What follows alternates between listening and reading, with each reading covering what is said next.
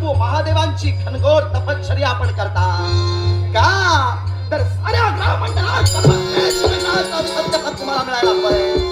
नाही, ही तुमची तपश्चर्या या मंगळाला मान्य नाही. हाय तुमचं धोरण आणि हे तुमचे विचार मंगळाला मान्य नाही. तेव्हा या तुमच्या तपात खंड काढण्यासाठी मंगळ ग्रह मागतात. आश्चर्य, शनिदेव तर तपश्चर्येत मग्न आहेत. मग असं असताना त्यांच्या सेवेसाठी या स्थळी मला एक स्त्री दिसते. नेमका प्रकार काय जाणून घेणं गरजेचं आहे. प्रणाम. प्रणाम. आश्चर्य वाटलं. आश्चर्य? माझी ओळखी कदाचित आपल्याला झालेली नसेल. मी थोडक्यात माझी ओळखी आपल्याला करून देऊ इच्छितोय. नवग्रहांचा जो सेनापती, नवग्रहात ज्याचं सेनापती पद, तो हा मंगळदेव सांप्रत तुमच्या नेत्रासमोर उभा आहे. कल्याण होईल. पराक्रमाचा कारक असणारा मंगळदेव आपल्याला आशीर्वाद देतोय. सदैव विश्वाच्या आसमंतात आपल्या कीर्तीचा डंका सदैव निनादला जाईल. नागसिको, एक नाट्यप्रेमी मनोरंजनच्या भेटीसाठी इथपर्यंत माझं आगमन झालं होतं. शनिदेव तर नेत्रासमोर मला दिसत आहे, पण त्यांची स्थिती जर का पाहिली तर ते खऱ्या अर्थानं परमेश्वराला आत्मसात करण्यासाठी ध्यान धारणेत विमग्न आहे. मग असं असताना भक्तीत त्यांच्या व्यत्ययांना मला तरी इष्ट वाटत नाही, पण त्यांच्या सेवेसाठी एक स्त्री मला दिसते. आपली ओळखी समजू शकेल का? मी एक गंधर्व कन्या. देवतांच्या दरबारात जे प्रमुख गायक, ज्यांचं संगीताचा गाढा अभ्यास, ज्यांचं गायनावर प्रभुत्व असे चित्ररथ गंधर्व यांची कन्या नीलमंदा नाव माझं. निश्चितच आपलं नाव ऐकलं, आपली ओळखी झाली. पण आश्चर्य कोणत्या गोष्टीचं वाटलं माहितीये का? शनी महाराज तर तप ध्यानाने खऱ्या अर्थानं विमग्न आहेत. मग असं असताना आपण या स्त्री त्यांच्या सेवेसाठी मला दिसतात. नेमका आपला सेवेचा उद्देश मला समजू शकेल? उद्देश एकच, माझं एक मनोगत होतं. मनोगत? आणि ते माझं मनोगत पूर्ण झालं. मनोगत आपलं ऐकूया. कारण आजपर्यंत मी संघर्ष केले, पण प्रत्येक संघर्षात मीच विजयी ठरले.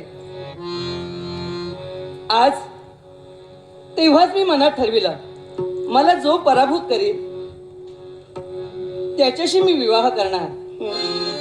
आणि आता आमचा दोघांचा संघर्ष झाला. आणि या संघर्षात काय झालं? या संघर्षात मी स्तब्ध झाले. मी त्यांच्या समोर बोलणं अशक्य झालं. आणि तेव्हा माझा जो पण होता तो पूर्ण झाला. कारण आजपर्यंत जे कोणाला जमलं नाही ते आज झालं. आणि ती माझी गुप्त प्रतिज्ञा, माझी गुप्त इच्छा होती, ती मी त्यांना सांगितलं. त्यानंतर त्यांनी सांगितलं की तुझ्या इच्छेप्रमाणे मी लग्न करीन, पण आता नाही. मग मी महान तप करणार आहे. 12 वर्षांसारखा प्रदीर्घ कालावधी लागेल, तोपर्यंत तुला थांबावं लागेल. मी त्यांना सांगितलंय 12 वर्षच काय, मला तुमची प्राप्ती व्हायला हवी, म्हणून मी कितीही कालावधी थांबायला तयार आहे. आणि म्हणून त्यांचं तप चालू आहे, मी इथं सेवेला उभी आहे. आणि म्हणूनच त्यांचा तप जोपर्यंत पूर्ण होत नाही तोपर्यंत आपण त्यांच्या सेवेसाठी इथं थांबणार आहात. आणि म्हणून भविष्यात तुमचा विवाह होणार आहे, म्हणून पत्नीचं कर्तव्य तुम्ही या क्षणी असं पार पाडता. लग्नाच्या पूर्वीच पत्नीचं कर्तव्य पूर्ण करते. ठीक, स्वाभिमान वाटला आपल्याबद्दल. तेव्हा शनिदेव या क्षणी तर तपध्याने. पण त्यांना मी सांगितलं मी तुम्हाला स्पर्श करणार नाही. बरं, मी फक्त तुमची सेवा. म्हणजे मर्यादा सुद्धा तुम्ही पाळता. मग काही हरकत नाही. माझं शनी महाराजांकडे विशेष असं काम होतं, पण ते जर तपध्यानात विमग्न आहेत तर मला ही वेळ तरी त्यांना हे सांगणं योग्य वाटत नाही. तुम्हाला 12 वर्ष थांबावं लागेल. तेव्हा काही हरकत नाही, मी माझ्या कार्यासाठी जाईन. तुमची सेवा शुश्रूषा आणि शनी महाराजांचा जो तप आहे तो असाच परिपूर्ण होऊ द्या.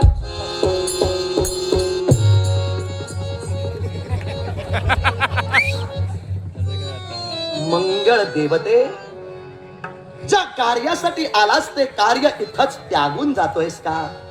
हीच नामी संधी आहे.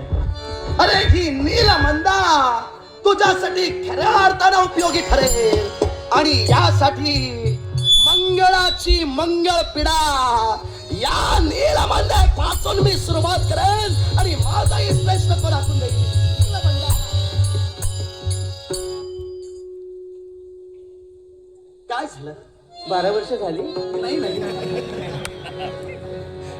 12 वर्षाचा प्रदीर्घ काळ अजून झाला नाही. नाही, तुम्ही आता सांगून गेला होता. आता काही म्हटलं नाही म्हणणं तुमचं रास्त ठरू शकेल. मी तुम्हाला काय सूचित केलं होतं? जर तप त्यांचा आहे तर 12 वर्ष चालणारा हा तप असाच राहू दे. त्यांना तपातून तपभंग करणं मला इष्ट वाटत नाही. आता तुम्ही आला. आणि म्हणून मी खऱ्या अर्थानं माझ्या स्वस्थानी जात होतो. एवढ्यात थांबलो. हा वेळ काही निमिषांचाच होता. 12 वर्ष जाण्याचा प्रश्न झाला नाही. मला वाटलं मी कशी जरा बरं. त्यांच्या भक्ती तदात्म आहे. काय हरकत नाही. पुन्हा मध्ये जाग येते मला. मी तुम्हाला समजू शकतो. हा. तेव्हा या क्षणाला तुम्हाला काही क्षणांचा हा अवधी 12 वर्ष झाल्यासारखा वाटू लागला. कारण तुम्ही सेवेत त्यांच्या एवढ्या विमग्न झालेला आहात हो. की इतरत्र कोणत्याही गोष्टीचा विचार तुमच्या मनाला शिवत नाही. नाही. याबद्दल मी तुमचं कौतुकच करतोय. पण थांबलोय याच्या मुळाशी कारण काय माहितीये का? मी म्हणतोय म्हणून नव्हे, तुम्ही योग्य तो विचार करा. कारण तुमची बोलण्याची पद्धत, तुम्ही माझं कौतुक केलं जाता. तुमचंच कौतुक छान, केलं. सुंदर. कारण तुमच्या व्यतिरिक्त फक्त शनी महाराज आहेत बरोबर. आणि ते तर तपोदानात फिरायला कौतुक आहे. आवडत असतं. तुम्ही माझं कौतुक केलं तेव्हा तेव्हा आता थांबलो याच्या मुळाशी असणारं कारण सरळ आणि स्पष्ट शब्दात मी आपल्याला कथित करू इच्छितो. हा शनी महाराजांबरोबर लग्न करण्याचा जो तुम्ही निर्णय घेतला, हा. या निर्णयाशी ठाम आहात. ठाम आहे. ठाम आहात. पण मला तरी असं वाटतंय तुमचं भवितव्य जर तुम्हाला उज्ज्वल घडवायचं असेल, हा तुमच्या भविष्यात पुढे येणाऱ्या अडचणींना तुम्हाला जर सामोरं जायचं नसेल तर हीच योग्य वेळ आहे. काय यावेळी योग्य तो तुम्ही विचार करणं गरजेचं आहे. असं मी का म्हणतोय? मी माझ्या स्वार्थाचा विचार करत नाही, तर भविष्य तुमचं सुखकारक व्हावं म्हणून तुम्हाला सांगतोय. शनिदेव 12 वर्ष तपश्चर्या करणार आहे. पण तपश्चर्येला बसणारा योगी पुरुष किंवा एखादी देवता तपाचा आपल्या भंग कधी करते? ज्यावेळी त्याचा इच्छित कार्यभाग सफल होईल त्यावेळी. जर शनिदेवतेंचा इच्छित कार्यभाग सफल होण्यासाठी 12 वर्षापेक्षा अधिक वर्ष जर लागली तर तोपर्यंत तुम्ही विवाहासाठी तर थांबणार आहात, कारण तुम्ही मनाचा निर्धार केलेला आहे. हो, बरोबर. तेव्हा मला तरी असं वाटतंय काय? शनी महाराजांची लग्न करण्याचा विचार तुम्ही सोडला तर बरं होईल. याच्या मुळाशी कारण काय माहितीये का? मी पुन्हा सांगतोय, मी माझ्या स्वार्थाचा विचार करत नाही आणि यातून मला काय निष्पन्न करायचंय. फक्त तुम्ही माझ्या बरोबर आपुलकीनं ज्या स्वरात बोललात त्यानुसार तुम्हाला सांगतोय, नीलमंदा, शनी महाराजांचा विचार सोडून द्या. विश्वात अनेक असे देव देवता आहेत, अनेक असे रूपवान पुरुष आहेत. शनी देवतेंपेक्षाही सवाई पराक्रमी आणि सर्वश्रेष्ठ देवता आहेत. तेव्हा तुमच्या सौंदर्याकडे जर का पाहिलं तर या विश्वात तुम्हाला कुणीही नकार देणार नाही. तेव्हा कृष्णवर्णीय असणाऱ्या या शनी महाराजांशी लग्न करण्याचा विचार तुम्ही सोडून एखाद्या चांगल्या देवतेशी खऱ्या अर्थानं संसार थाटत आपल्या जीविताचा जर का उत्कर्ष साधलात तर बरं होईल. ही योग्य वेळ आहे म्हणतोय मी. तुम्ही विचार करा, मी माझा मनात सांगत नाही. नाही, कळलं मला. कारण नसताना एखादं केव्हा कोणीतरी स्तुती करत असतो ना, तेव्हा समोरच्यानं लक्षात घ्यायला हवं काहीतरी आहे हे.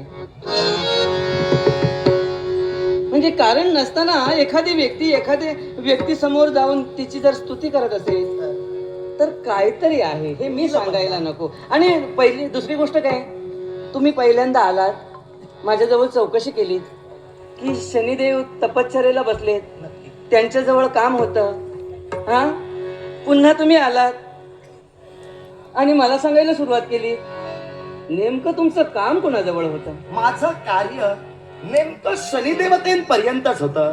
पण शनिदेवतेंच्या भेटीसाठी येत असताना नीलमंदा आपली आणि माझी ग्रंथिका होईल याची कल्पना सुद्धा मला नव्हती. पण तुम्ही भेटलात म्हणून तुम्हाला सांगतोय, शनिदेवतेंच्याशी तुम्ही विवाह करण्याचा विचार करता. अहो जरा विचार करा, ज्यांच्या वक्र दृष्टीमुळं प्रत्यक्षात सूर्य देवतेला सुद्धा पुष्ट आलं, ज्यांच्या वक्र दृष्टीमुळं सूर्य देवतेच्या रथाचा अश्व आधा झाला. अर्थात ही वक्र दृष्टी उद्या जर तुमच्या तुमच्यावर त्यांची पडली तर तुमच्या सुखी संसाराची जी वाटचालीची स्वप्न तुम्ही रंगवतात ती स्वप्न कुठंतरी बेचिराग होतील. तेव्हा वेळ गेलेली नाही, अजूनही विचार करा.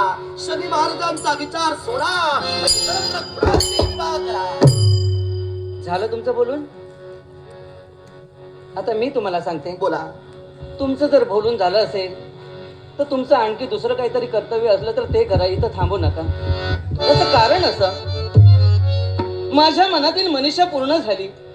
आजपर्यंत जी इतकी वर्ष जी गुप्त माझी प्रतिज्ञा होती, जी माझी इच्छा होती ती पूर्ण होत नव्हती आणि नेमकी आजच पूर्ण झाली. म्हणून मी मनानं ठरविलं की मी त्यांच्याशी लग्न करणार आणि त्यांच्याशी लग्न करणार हा माझा निग्रह आहे.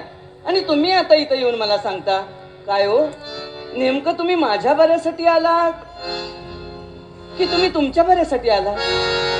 नेमकं काय साधायचंय तुम्हाला? नीलमंदा, आणि असं जर असलं असतं, नेमकं माझं जर बरं करायचं तुमचा जर हेतू असला तर तुम्ही गंधर्वराज यांच्याजवळ गेला असता, कारण माझी पितृदेवता आहे.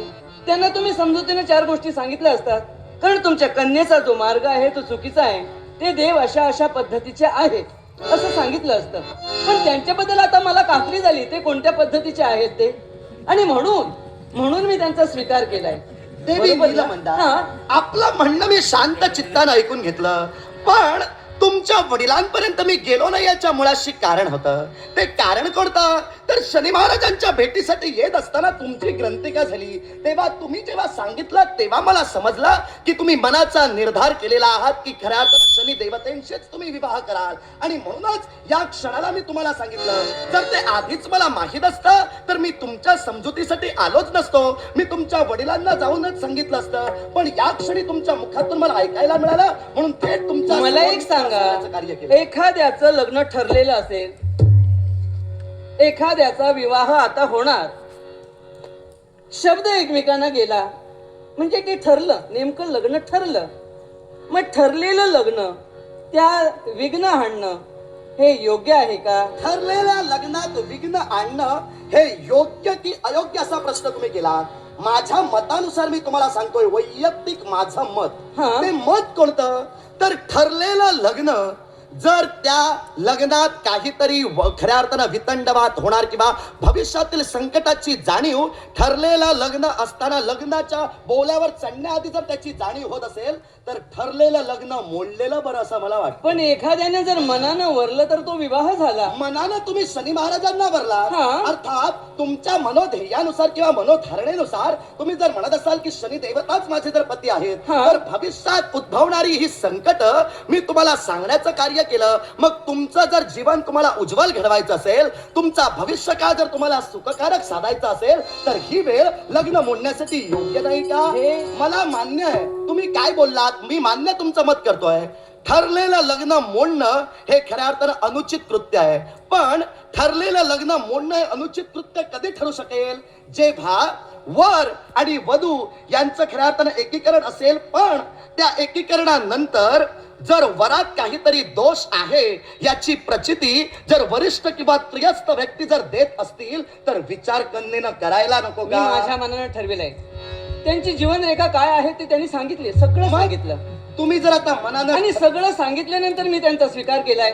अर्थात अजून कुणीतरी काहीतरी यावं आणि त्यांच्याबद्दल मला वेगळं सांगावं अशातला भाग काही नाही.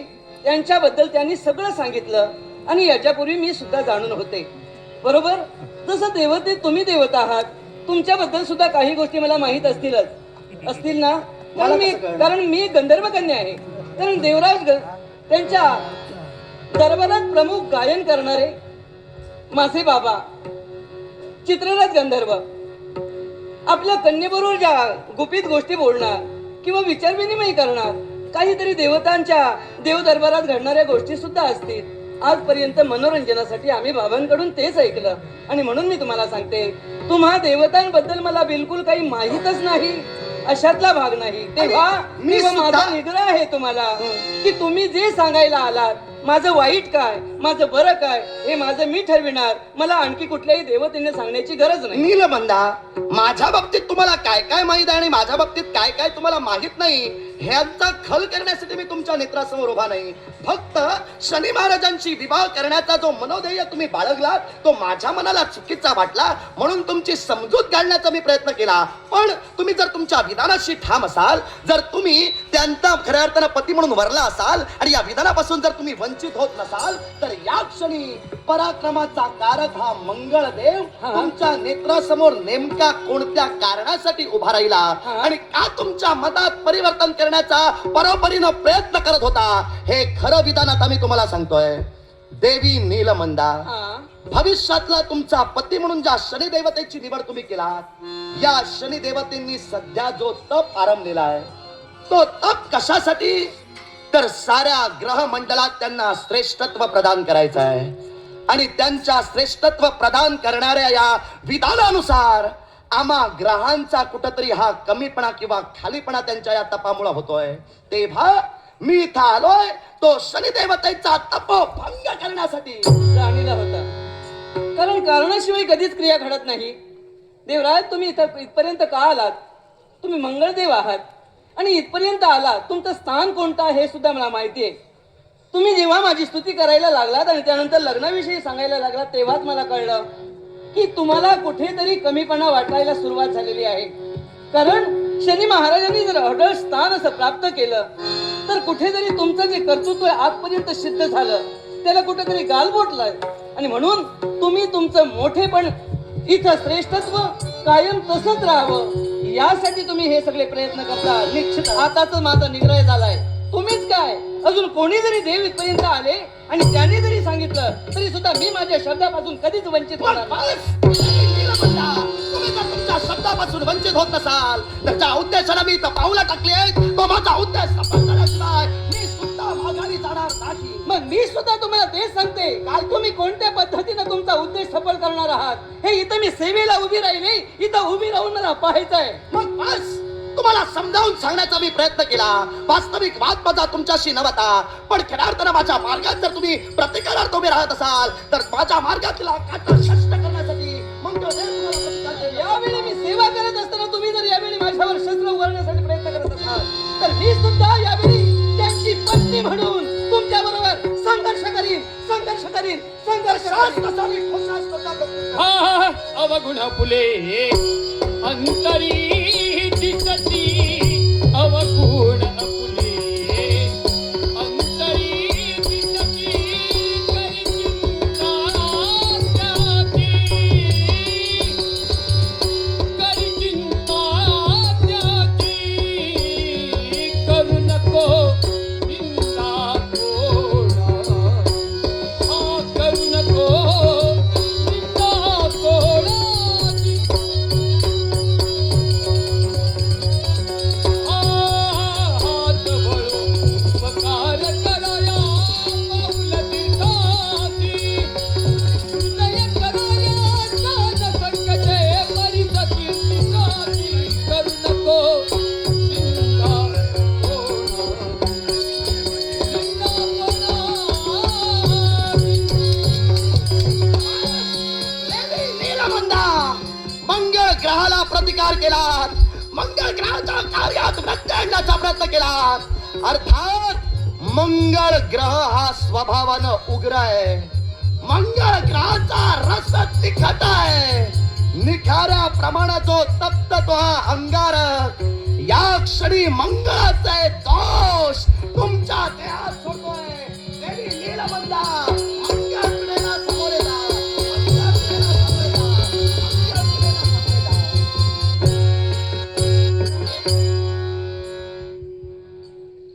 उगाच मी तुमच्या बरोबर भांडण केलं. तेच म्हणत होतो, उगाचच भांडण होतं ते. ठेवलं मी. आणि निर्णय काय घेतला? तुम्ही एवढे चांगले आहात ना. होय तर माझा चांगला माझ्या माझ्या माझ्या सुखी जीवनासाठी तुम्ही इथपर्यंत आला सुखाचा विचार केला तुझ्या, आणि मी तरी सुद्धा तू प्रतिकार करण्याचा प्रयत्न केलास. पण तुला खरं सांगू, माझ्या मनात कोणताही राग नाही. तेव्हा मी मंगळ ग्रह आहे, मी शुभ स्थानात जर प्रवेश केला एखाद्याचा तर त्याचं मंगलच घडवतो. मग? देवा तुमचं मंगल घडविण्यासाठी इथपर्यंत आलो होतो. म्हणजे? थोडा आपल्या बोलण्यातला जो प्रवास होता तो उलट दिशेला गेला, पण आता जागेवर येतोय असं मला वाटतं. आता तुम्ही माझ्या शुभ स्थानात प्रवेश केलात ना तुम्ही. हा आता असं मला वाटायला लागलं. बरं, तुम्हाला वाटलं हा. ठीक. अ, निर्णय काय घेतला खरं सांगा. खरं सांगू मी तुम्हाला. खरंच सांगा. उगाच त्यांच्याबरोबर इथं उभी होते भक्ती करायला. आता मला कळायला लागलं आता तुम्हाला पटलं? किती वर्ष जातील आणि बरोबर. आणि 12 वर्षानंतर तरी काय यांचं खरं आहे. बरोबर. बसूनच राहील लग्न का? करतीत न करती हा? तेव्हा तुम्ही काय करा, यांचा विचार सोडा. काय तुम्ही हसता कशाला हो? यांचा विचार तुम्ही सोडा. हा? यांचा विचार सोडा. हा. तुमच्या सौंदर्याकडे जर का पाहिलं असेल, हा. तुमच्या सौंदर्यात खऱ्या अर्थानं कोणत्याही प्रकारचा कमीपणा नाही. तुम्ही फक्त लग्नासाठी उभ्या राहिला. हो. कित्येक देवता, कित्येक रूपवान पुरुष तुमच्याशी लग्न करण्याची तयार हो. होती. शनिदेवांकडे जा. नावच माझं नीलमंदा. नीलमंदा. नीलमंदा. तेव्हा- नील म्हणजे निळसर चंचल पाणी दिसतं तसं, पण बरोबर. तशी नाही. पाणी कसं निळसर दिसतं पण पाणी निळसर नसतं. बरोबर. पुढे मंदाचा अर्थ काय? शांत. बरोबर. शांत स्वभावाची. तेव्हा मला तरी असं वाटतंय, शनी महाराजांची तुम्ही एकनिष्ठतेने सेवा करतात, हा. त्यांना मनातून तुम्ही पती म्हणून वरण्याचं कार्य केलं, तेव्हा शनी महाराजांचा विचार या क्षणाला तुम्ही सोडा. त्यांना पतीचं स्थान जे तुमच्या हृदयात तुम्ही दिलात ते स्थान या क्षणी काढून टाका आणि तुमच्या उज्ज्वल भवितव्यासाठी वाटचाल करा. म्हणतोय ही वेळ योग्य आहे. ही वेळ जर तुम्ही जवळलात तर भविष्यात संकटाला आव्हान द्याल. नक्कीच. आता मी माझ्या मनाने निर्णय घेतला. लग्न नाही झालं तरी हरकत नाही, पण यांच्याबरोबर लग्न नको. कारण तुम्ही जे मला समजून सांगितलं, तुम्ही ज्या पद्धतीनं मला माझं जीवन, माझं आयुष्य मला समजून सांगितलं, आभारी आहे मी आपली. आभार मानण्याची गरज हा. नाही. मी तुमच्या भविष्याचा विचार केला, तेव्हा तुम्ही बोलून मोकळे झालात. मंगळदेवतेच्या पद्धतीने तुम्ही सांगितलात, त्यानुसार मी तुमच्या खऱ्या अर्थानं मताला आता संमती दर्शवते. तेव्हा माझी रसाळच ही वाणी आहे. नाही, तेव्हा रसाळ नुसती नाही, चांगली वाणी आहे ती. त्याच्यामुळे आम्हाला हे पटलेलं आहे. आमचं बरोबर. जीवन काय ते. तेव्हा आता मी काय करणार माहिती काय आहे? करणार तुम्ही? यांना इथेच भक्ती करू दे. मी आता निघाले. चला. इथं नाही थांबणार.